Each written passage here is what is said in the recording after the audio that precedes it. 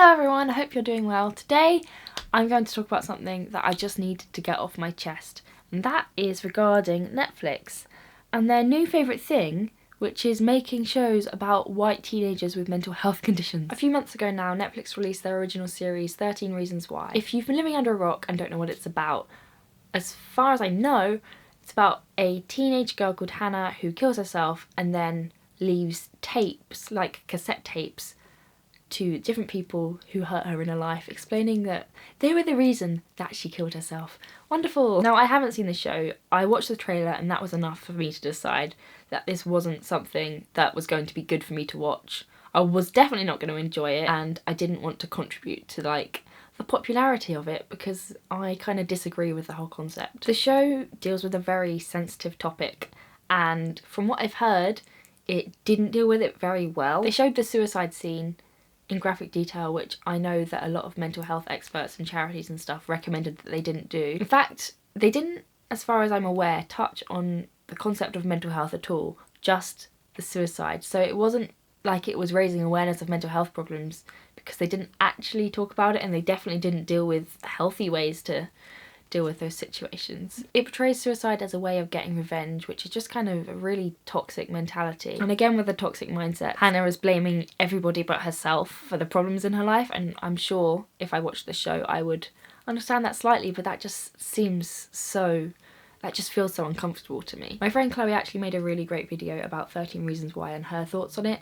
She's first of all actually watched the show, and second, she's training to be a mental health nurse, so she has probably got a lot more interesting and educated and coherent thoughts. So I'll link that in the cards for you. There is definitely the argument that it's raising awareness for mental health issues and this whole sort of area of life which isn't often covered in the media, and you know, that's great. But if it's not being covered realistically and not actually being represented as how it is, then that's not that helpful. Like, it could be portrayed in such a different way that could help so many more people. It's just disappointing, and it's almost exploitative. Like, we'll get onto this in a second. Hold that thought. Now, this week Netflix released the trailer for their new Netflix original movie, which is called To the Bone, and guess what it's about? A white girl with a mental illness. In this case, it looks like anorexia. It's definitely some kind of eating disorder. I guess we're gonna find out. I think it comes out in July, but I can't say I'm going to be watching it. As soon as I saw them tweet the trailer, I just groaned to myself. I could just see that this was going to be the same thing all over again. And I hope I'm wrong, because from the trailer, it looks like it's going to be a story of recovery, which is great because, I mean, in 13 Reasons Why that wasn't even mentioned, and now that's like the storyline. I've also read that the main actress, Lily Collins, has or had an eating disorder, and the writer and director suffered from anorexia. So there are people involved with the film which actually know what they're talking about and actually know what it's like. So that is promising, but it still just makes me feel really uncomfortable. There's something that's not quite right about it to me. The trailer for To the Bone is in the same style as any sort of light-hearted teen comedy movie. Like, have you ever seen that fan-made Harry Potter trailer where they portrayed it in the style of a teen comedy show or movie? Because that's how this feels to me. It feels like it belongs in that genre from the way that they're showing it. If you have no idea what I'm talking about, then I'll link the Harry Potter trailer in the description. Okay, we're about to get serious and deep, so brace yourselves. When I was at my lowest point in 2012, depictions in the media of people who are mentally ill, and I'm sure this applies to people with eating disorders, I can't speak directly for that, but I'm sure that this can be transferred across. Any depiction in the media of mental illness or self-harm or suicide or anything like that just encouraged me more. I sought it out. I used it to teach myself how to be more ill, how I could hurt myself more. My camera died, so apologies if the background has just changed.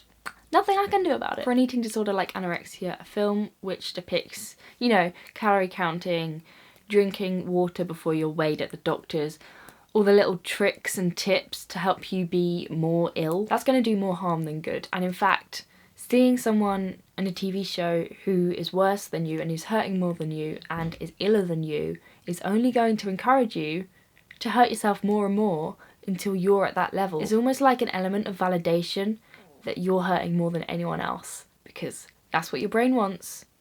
And that's what all the dark things want. So you've got to do it. And if you see someone who's hurting more, you're clearly not doing good enough. Does that make sense? I'm only really talking from experience here. I think it would be different if it was a documentary, but because it's fiction, because there's a narrative, there's a story to tell, and someone has actually written this with the purpose of entertaining or keeping an audience gripped, it's never going to be a fully accurate representation of an illness or a disorder. I suppose there's a balancing act between making things really shocking and gripping for the sake of the storyline and for keeping the audience involved, and also making sure you don't show things which are too shocking and scare the audience away. But those graphic, horrific things do happen. They're part of our lives. It's difficult to watch someone else decide for you which parts of your life are okay to show for dramatic effect and which parts should just be sort of swept under the rug. I really hope that Netflix has learned from the backlash it got for 13 Reasons Why, and I really hope that they provide a trigger warning for this new movie, because as far as I'm aware, that hasn't happened before, and I know for a lot of other things, like a lot of rape scenes, that hasn't happened either, and that needs to become a thing. That needs to happen, like, now. I know one thing that they definitely did learn from that show was that they can make a lot of money from the typical white, manic, pixie dream girl is mentally ill trope. I mean, when 13 Reasons Why suddenly blew up, it got renewed for a second season just like that. I could clip. I don't really know where they can take it from here, because their main character is already dead. Are they just going to spend the next 13 episodes moping that she is dead? Or are they going to actually do something that's beneficial to people with mental health problems? Will they even mention mental health? Who knows? There are so many great Netflix originals with wonderfully diverse casts that really represent some super important issues. Look at Dear White People, Sense8, Orange is the New Black even. These shows tell the stories of people from minority groups. And if you ask the people from those minority groups, I'm pretty sure they'll say that they feel well represented by those shows. Whereas for mentally ill people, our representation feels a lot more like exploitation, both to me and everyone else I've spoken to. What a coincidence. So many people loved 13 Reasons Why. I mean, that's the reason it got so popular in the first place, and I'm sure a lot of people are going to love To the Bone as well, and claim that it's great for raising awareness and that they're glad that mental health is being represented in the media. Woo! But you have to ask yourself, does it actually benefit the people whose stories it's telling? Because I don't think it does. That's all from me for today, so thank you very much for watching. I would love to hear from you in the comments below. What did you think of 13 Reasons Why? What did you think of the trailer for To the Bone? And do you think this is representation or exploitation or somewhere in between? Any insightful discussion will be great. As usual, all my links will be in the description, and I will see you very soon. Bye!